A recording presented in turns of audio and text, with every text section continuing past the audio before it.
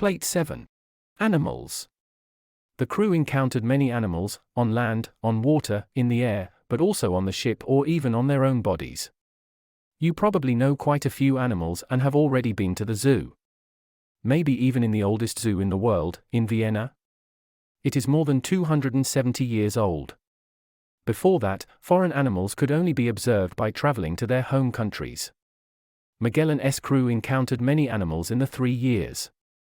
Some were dangerous or at least frightening, others were useful or simply nice to look at or listen to. And there were also animals that were a real pain in the neck. Some were seeing them for the very first time. How come there are not the same animals all over the world? Every animal species needs the right environment and the right food. The more delicate an animal is, the narrower its habitat.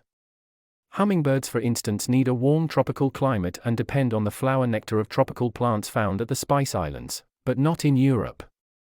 Marine animals only survive in salt water, and only there can they find small crustaceans, sea fleas, or marine plants as food. They suffer from climate change, since oceans become unbearably warm.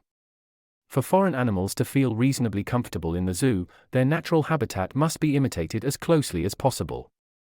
Fleas, on the other hand, can get along almost anywhere and have really annoyed the seamen.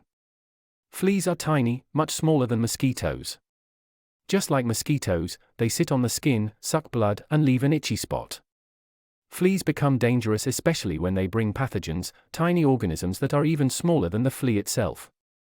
Washing themselves and their clothes thoroughly was the only thing sailors could do against fleas. Unfortunately, there were also rats on the ships that gnawed on the food. Of course, everything had been checked again and again for rats when the voyage began. But whenever the ships docked somewhere or loaded new food, the rodents were able to cheat their way on board.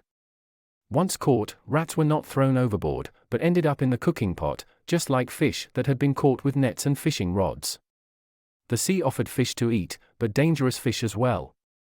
You would hardly notice if a shark swam towards you. Sharks swim silently and hide their bodies in the water. Only one triangle, the shark fin, sticks out. Sharks can smell 10,000 times better than humans. When they smell a fish or a bathing sailor, they swim in its direction and bite. The sailors, on the other hand, did not have to fear dolphins. Even though dolphins live in the sea, they are not fish. Like cats or horses or you, dolphins are mammals. They must regularly rise to the surface to catch their breath. When they do so, dolphins jump out of the water and back in again with a loud splash.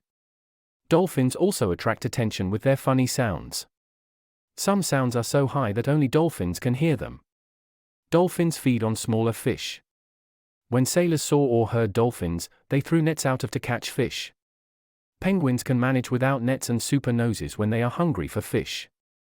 Penguins can see very well underwater. When the sun shines deep into the sea and illuminates everything underwater, penguins recognize even the smallest floating morsel. No one knows whether the sailors ever caught, cooked, or grilled a penguin.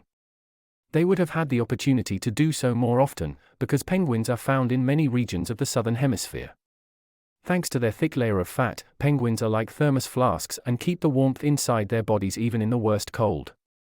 They retain heat even better when they gather closely in groups. Depending on their habitat, penguins are small or large, with especially fluffy feathers, shorter beaks, or longer wings. Even though all penguins are birds and have wings, none can fly. Penguins have adapted so much to life at and in the sea that even their great-great-great-great-great-grandparents forgot how to fly and only waddle or swim. At up to 40 kilograms, the fattest penguin species are 1,000 times heavier than a hummingbird. The Magellan penguin weighs just as much as a human baby, namely only 4 kilograms. It lives on the coasts and islands of South America. Magellan very likely met him there more often, hence his later name. Did you know that penguins and some other animals are not just different sizes by chance, but that it depends on their habitat?